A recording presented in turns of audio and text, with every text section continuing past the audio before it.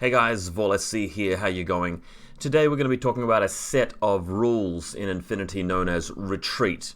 And this is a little set of rules that doesn't really come up in the game very often.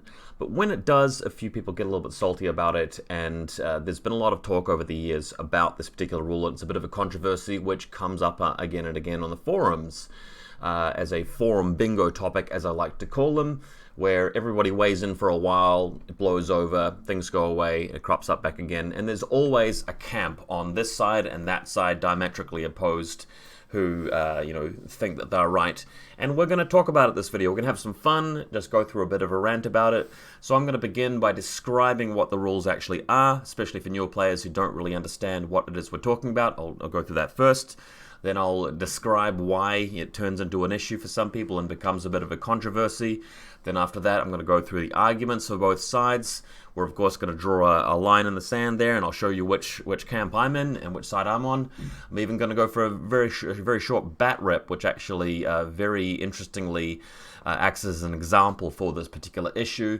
And of course, I will conclude with some takeaways, from my side of things about where you might want to go from this in terms of thinking about it.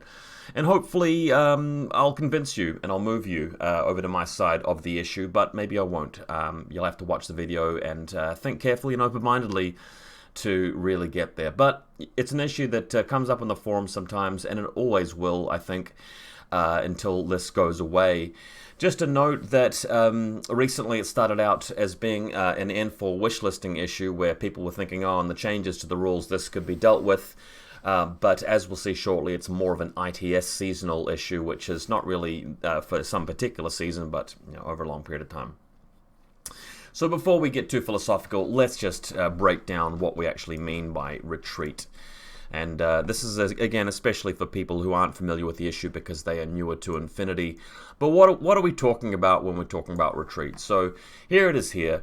If you're starting your turn, and in the previous part of the game, your opponent's really been crushing you. You've been losing a lot of miniatures and orders, and you do a bit of a count, and you find that if equal or less than 25% of your stuff is remaining, you've taken a real beating, then you go into this retreat state where all of your models, are in retreat.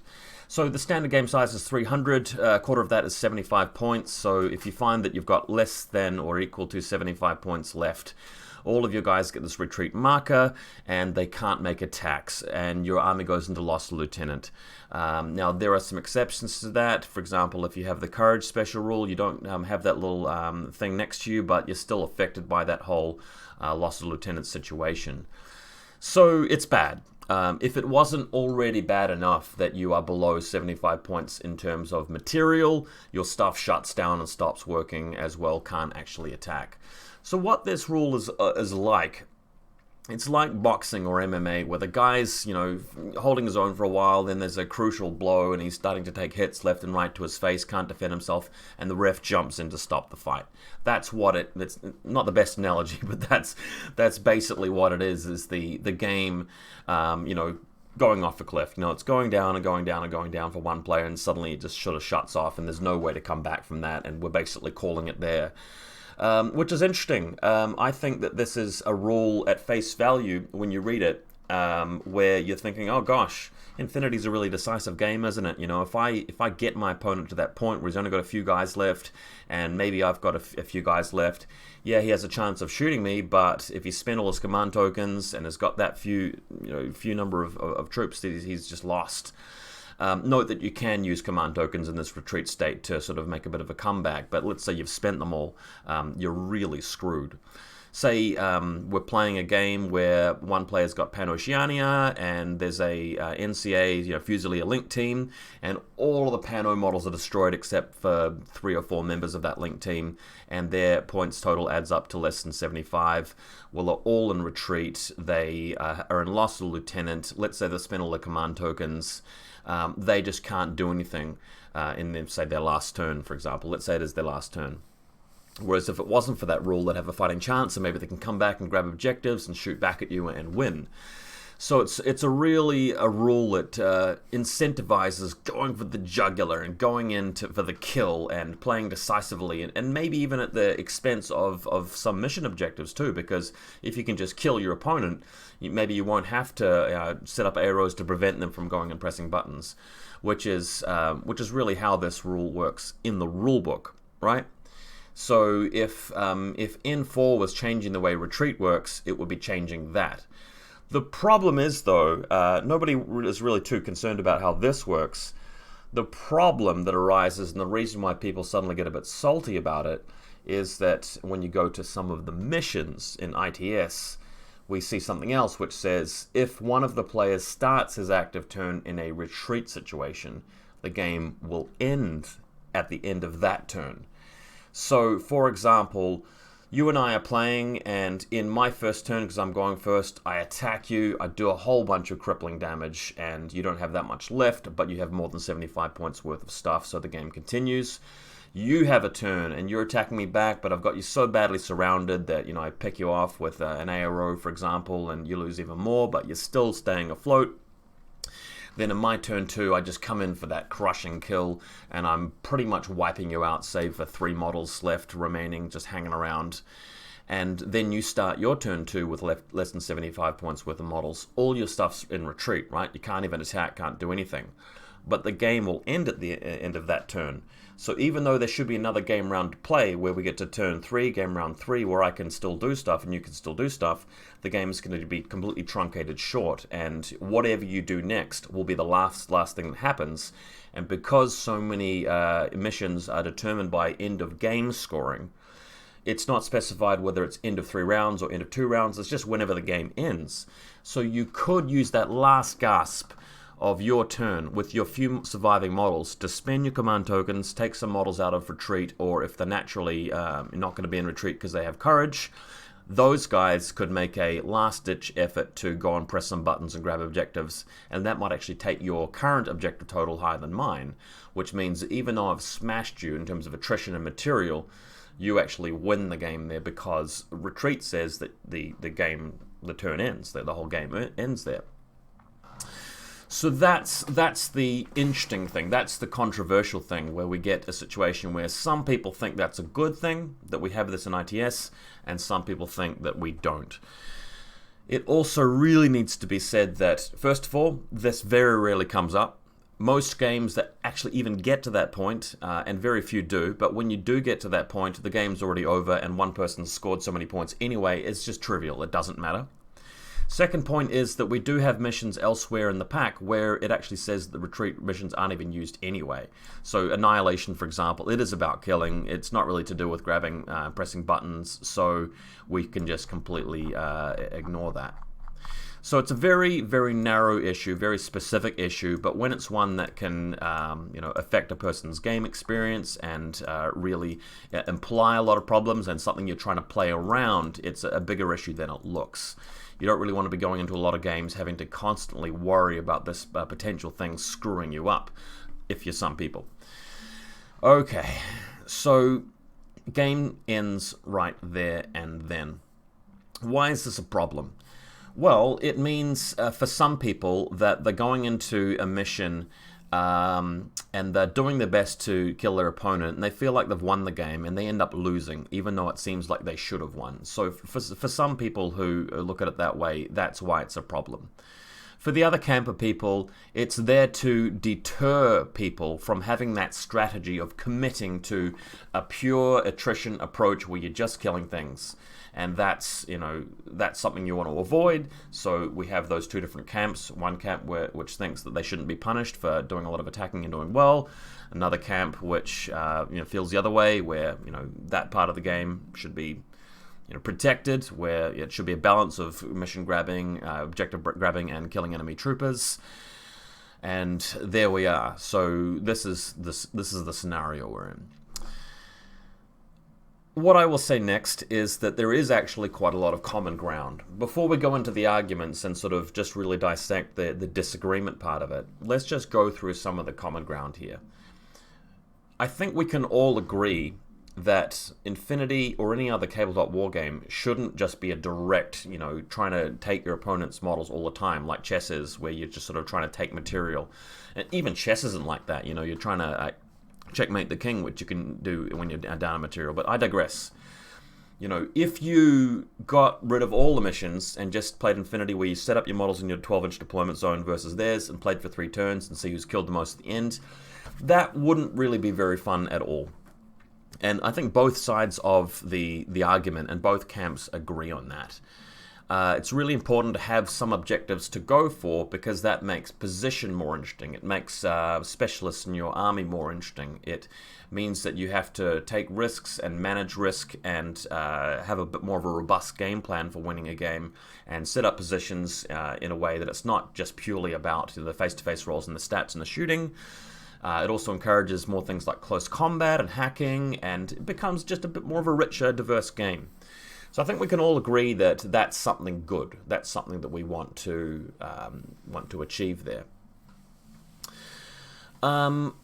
More so, I think we can also agree that there does need to be some type of system or mechanic or consideration or feature, whatever it is, that protects that, enables that. So if we have a mission where there are some pretty trivial objectives to grab, and it's just really going to be easy to just destroy your opponent first and ask the questions later, grab the objectives later, we don't particularly want to have a style of infiNity like that either, where it's just, okay, well, when I design my army list, mission completion isn't really going to be a consideration at all.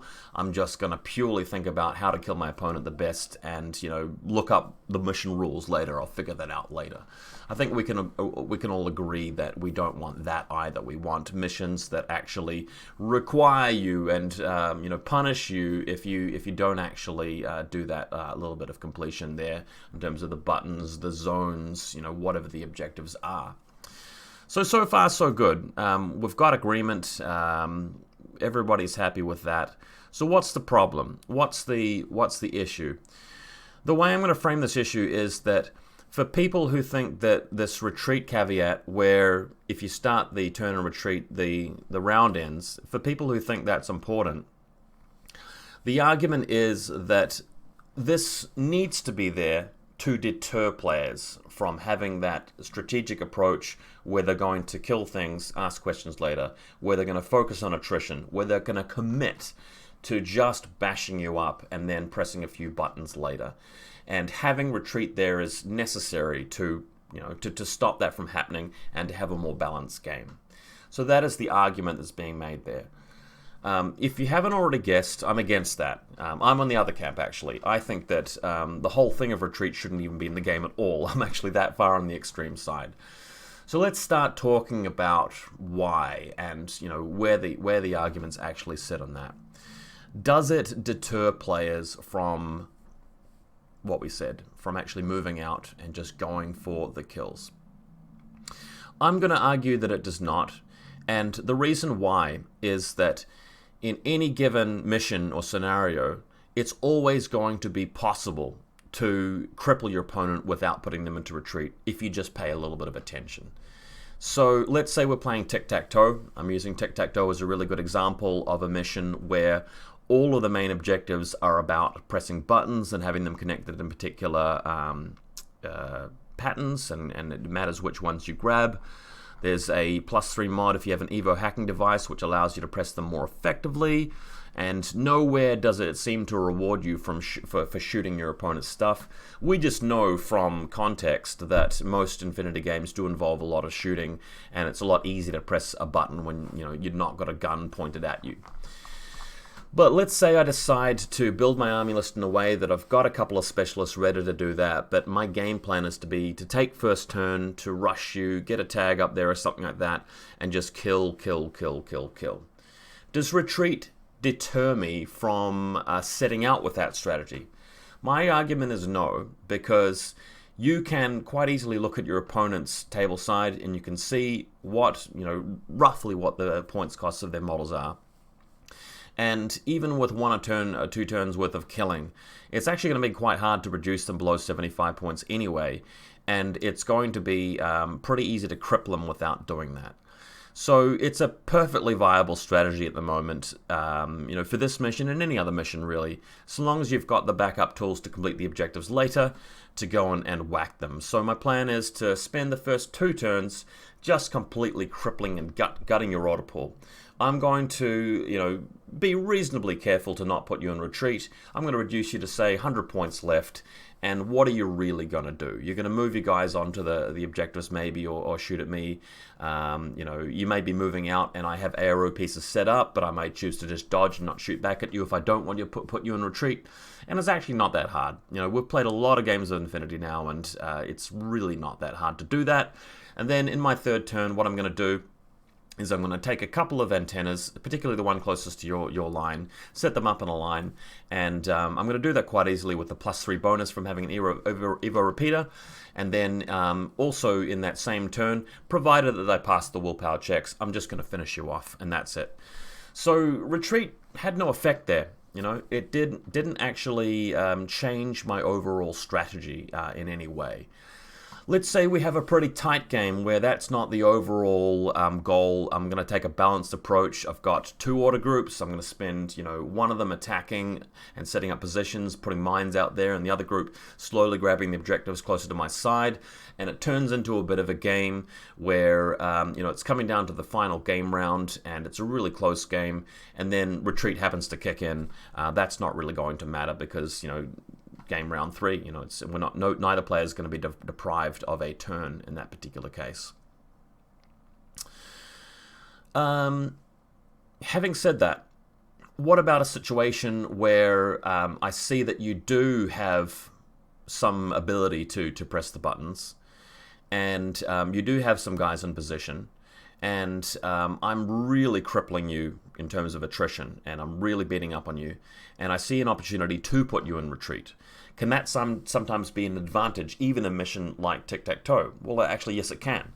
I'm going to get up in there, I'm going to be shooting things, and I'm going to be deliberately putting you into retreat, just because maybe I've already connected like 5 antennas, and I have used a scanner sweep in the middle of the table, and I can see you've got no way of actually going and grabbing objectives unless you had a lot of time left, so I put you into retreat, and in this case, retreat doesn't deter the whole killing aspect of the mission. It just makes it easier for me to actually to wipe you out.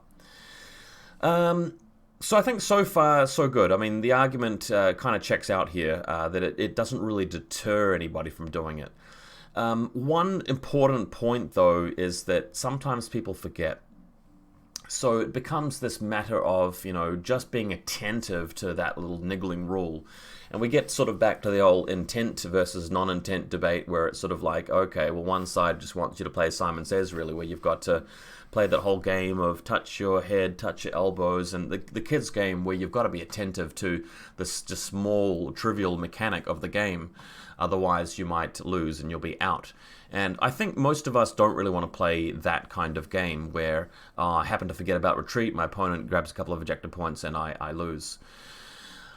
I did read one argument from somebody where the thought was, actually, I like that. I want the game to be about guessing points values of troopers and remembering, the small stuff like that, and it takes a lot of skill and it's fun.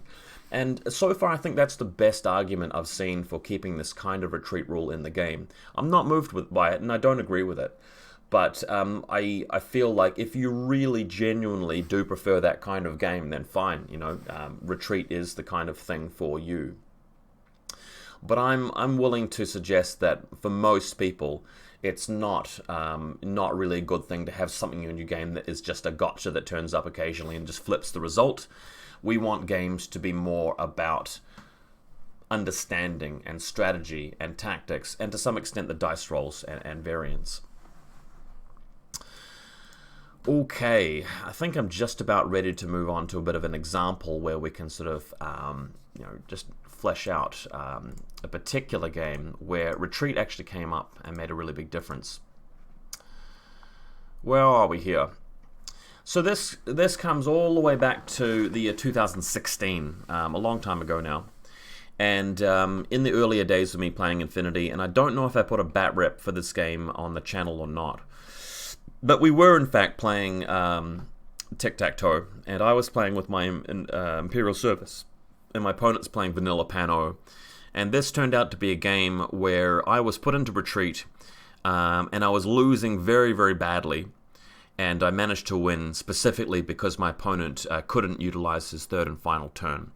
I'll just talk briefly through what happened, and I think this example is going to be interesting because both sides of the debate can probably use this bat rep as fuel for whatever they believe is true about whether retreat is preventative or not. And just remembered something before I fully get into this bat rep. We should really be talking about what other mechanics can there be in there that deter too much of a committed attrition strategy. I'll try and come back to that later, but for now we're talking about retreat. Does it stop somebody from realistically going for an attrition strategy? Should it do that? How effective is it at doing that?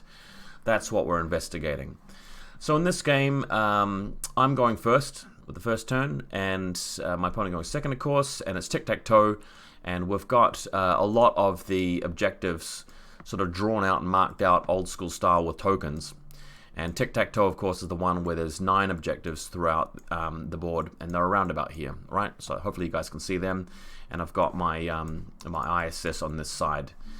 And the plan is for me to be fairly aggressive in this game, but it doesn't particularly work very well.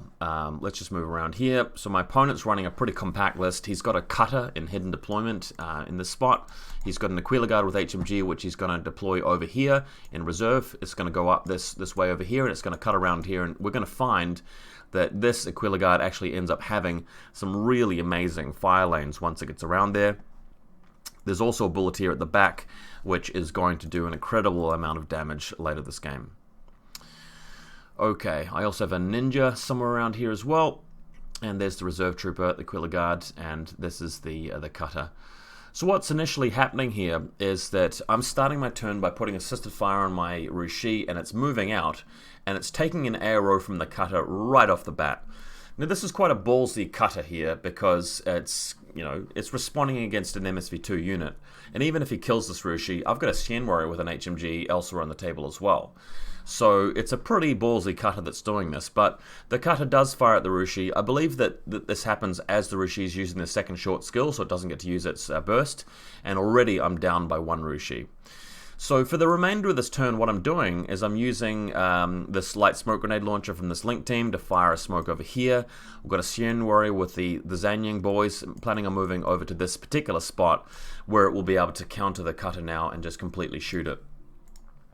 So that's what happens in the remainder of my turn 1. You can see the cutter up there in the distance. Sien Warrior completely in position. We're firing round after round after round into the cutter. Cutter position's not that great. The 2 inches of guts check won't actually take it into cover, so it's not able to do that. And by the end of this turn, I've actually managed to destroy his cutter. So not bad, it's actually going pretty well for me. We've also got the ninja, which started, I think, on the building, coming out of camo and trying to go for the objectives. We've got, I think, the Zanying grabbing another objective over here. So at the end of this first turn, I've killed his cutter, I've lost a Rushi, I go up a couple of objectives. We're looking really good. Cutter's been destroyed over here, so a great start for Imperial Service. And then Ninja going TO Camo State on top of this building over here. Alright, everybody just milling around. So my opponent is not really worried by this. He's got 3 turns to go. I've spent 1 turn and I've killed a single model. That is the cutter, but he's still got another 9 models, I think, left in his list for moving out. So the Aquila Guard's here, and as soon as he starts moving out, he's coming into line of sight of models with every single short skill. So it's move, shoot, move, shoot, move, shoot, and this is with a BS-15 guy with an HMG who's going to ignore smoke. So as he's walking around here, he's getting kill after kill after kill after kill. Note that we can eliminate Zanying over here, we can eliminate Guangxi and Flash Pulse Spot and various things around here. And he's able to walk down here because there are crates. And he's going to eventually get around to a spot over here where there's going to be line of sight to my Sien Warrior. And that's going to be terrible for the Sien Warrior. So here he comes. You can sort of see his position up the top. In fact, I'll get my camera out of the way. and he's going to move right down into the back of the field. And there he is there, continuing to just absolutely be ruthless to cheerleaders at the back of my army. He's lost a cutter, but I'm going to be losing so many orders after this. And finally, into the back line, moving over to this spot. And he's going to get a thin line to my Sien Warrior from there. He's already knocked out Celestial Guards, Zanyang, you name it. People are dying, dropping like flies. Note also, as this photo will indicate, I've got this objective and I've got this objective. He's not taking any objectives here, he's just going for the kills, okay? Which kind of makes sense because I've given him the opportunity to do that. I'm in a terrible position in terms of the placement of my models. He's got a model in a great position. He should be taking that opportunity to gut my auto pull.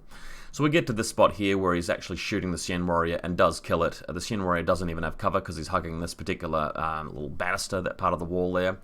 And we end up here. So he's put a model into enemy territory which he'll probably lose, and after this he will have lost the cutter and the Aquila Guard, but he's done so much damage that it's so hard for me to recover and get back into the game. So my turn number 2, what I'm doing here is I'm moving a Celestial Guard near to the edge of the corner, forcing the zone of control, ARO check, and then the Celestial Guard comes around in close combat.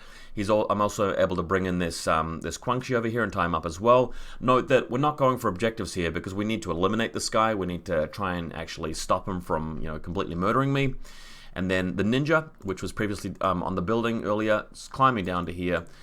This is a game in 2016. I probably didn't realize that he comes out of Marker State. Anyway, he's able to walk over to this spot and attack the Aquila Guard into close combat. And this is the entirety of what I can do with my turn, right? I've grabbed 2 objectives, I've killed his Aquila Guard, and that's it.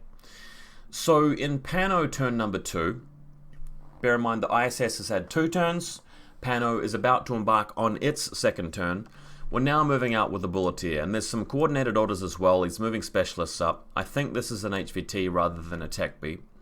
But the Bulletier now moves in.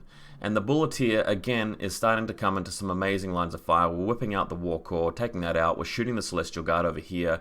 The Aquila Guard, obviously unconscious. We can start shooting into close combat if we want. The Ninja is left alone somehow, probably because of TO Camo. But as the Bulletier forces its way through the center of the table, through the alleyway, it's going to get more kills. More and more kills are going on here. As this is happening, there are some coordinated orders. He's also moving out with a sensor bot, with a Fusilier hacker. And as this is happening, he's able to move on to some objectives as well. Note that he's able to push in through here and actually start eliminating some Quan Chi, some the Canren, for example. And it's just violent. It's absolutely bloody. This guy's going down here as well. And I'm left with very few people towards the end here. I think this is a Zanyang trying to dodge or something like that. But just a bit of a zoom out. I've still got a few guys left. He's moved his sensor bot over here towards the objective, which he was trying to grab. He also had a, where can I find it? So he grabs one objective there with his sensor bot, and there's a Fusilier hacker at some point. Sorry, not a Fusilier hacker. The Fusilier hacker's there, and the what do you call this guy? Auxiliar Fort Observer moves out as well. And what he's trying to do is he's trying to grab 3 objectives to overtake my 2, but he fails some willpower checks at some point, and only manages to get 2 objectives total. So it'll be 2 objectives for him at the end of the turn, and 2 for me.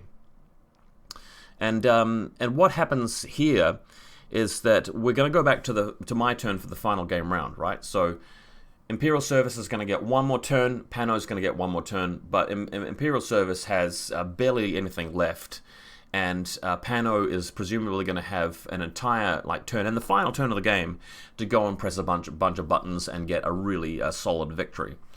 But of course, what's happened is that he's put me into retreat. So because he killed 1 or 2 many Quan Chi, more so than he could have, I'm now in retreat, and what he could have done instead is just left a couple of Quan Chi alive and spent those last couple of orders from his Bulletier on his specialist instead, just grabbing the buttons. What would have happened after that is it would have gone back to Imperial Service for that final turn. There would have been barely any orders left to use, but I would have had to use it to try and maybe grab some more buttons. Then it goes over to Pano, who actually would have had quite a lot of orders, like at least 6 or 7, to move out and win the game, basically.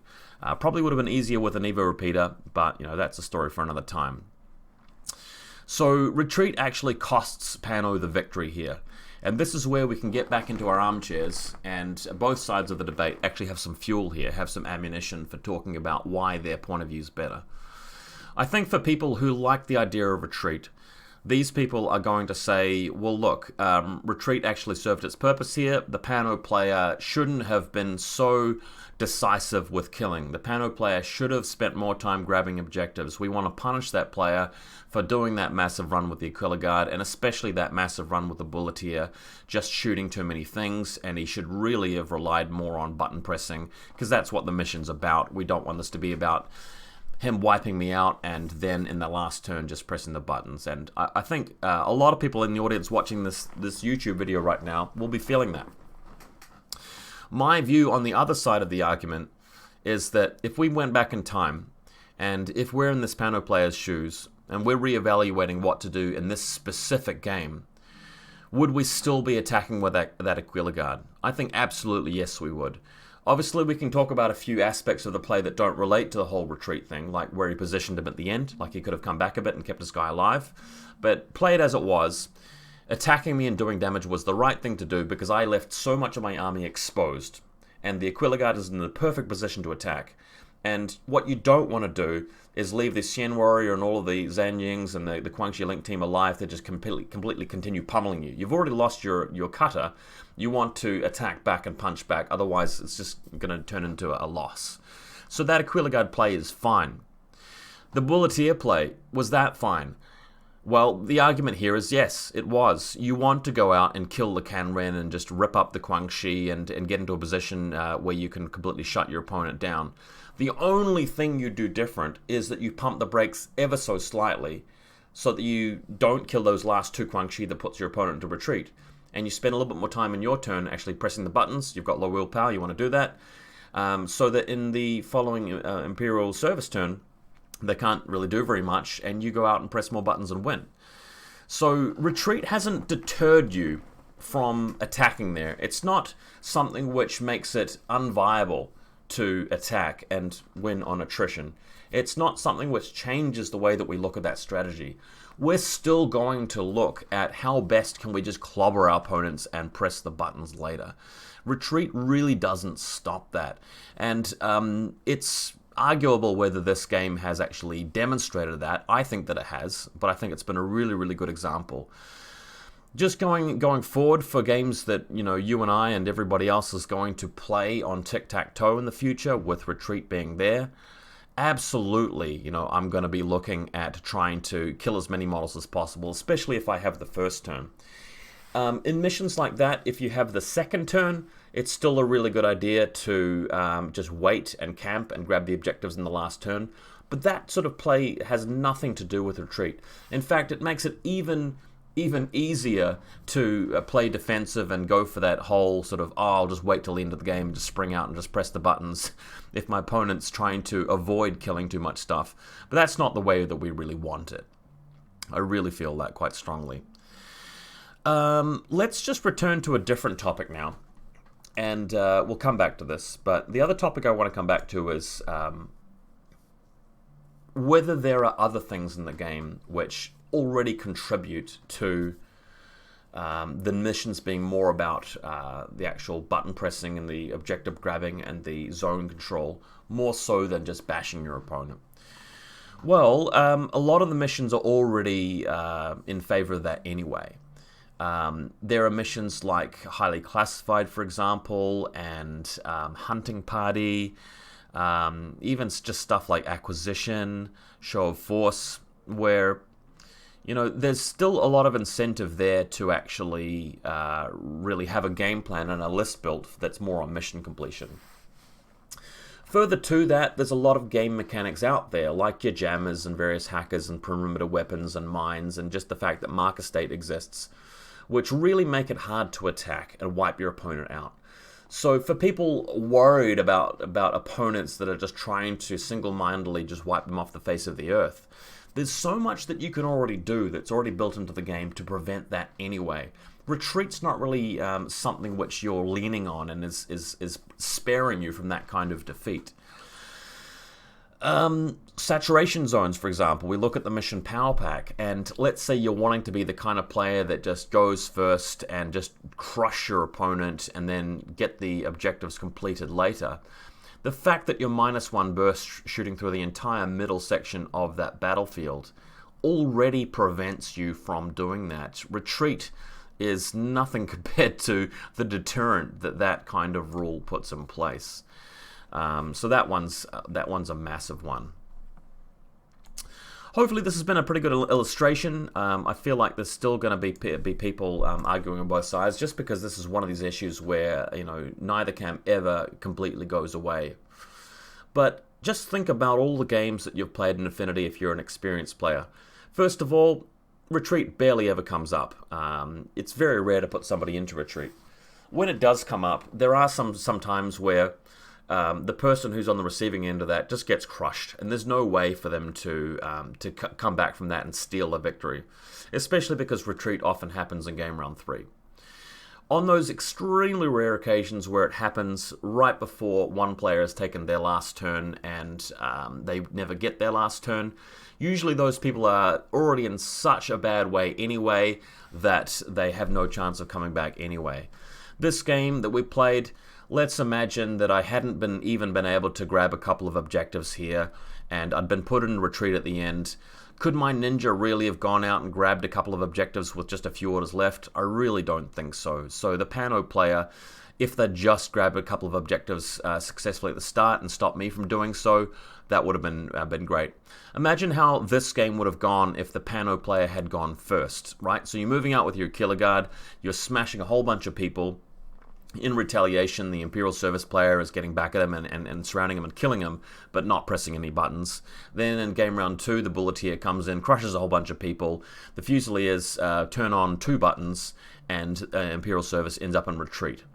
Well, good job, Pano. No, they win. Retreat hasn't stopped Pano from actually taking advantage of that particular strategy and succeeding in that commitment to attrition. Having said that, if there'd been a saturation zone through the middle, would that have happened? No, and in fact, Pano probably would have been better advised to go for a strategy which involved the longer-term game and incorporating some more button pressing and objective grabbing in that, for example. I even read somewhere somebody suggesting the idea of reinforcements. Like, imagine you get dropped below 75 points and you're starting your turn that way and you suddenly get a whole bunch of guys appearing. That would definitely punish people for trying to be too committed.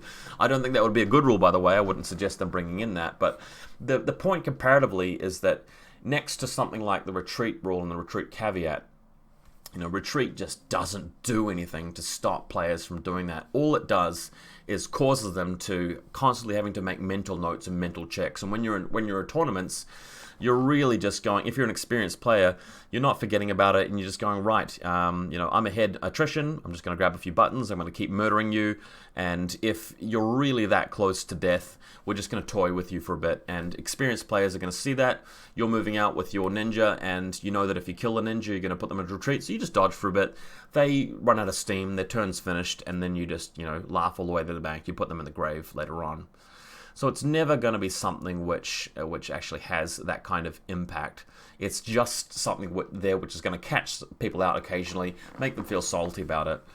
I do also see the comments sometimes on the forums that the only people who are in favor of removing retreat are salty people who have had it happen to them in a tournament and lost a game because of it. And I think that's a terrible way of looking at it. I mean, take me, for example. I won a game because of retreat, and I've never lost a game because of retreat. And I think retreat should be removed.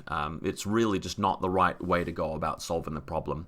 And coming all the way back to the start of this issue, again, we have that agreement, don't we? That it's not really about trying to make the missions all about killing.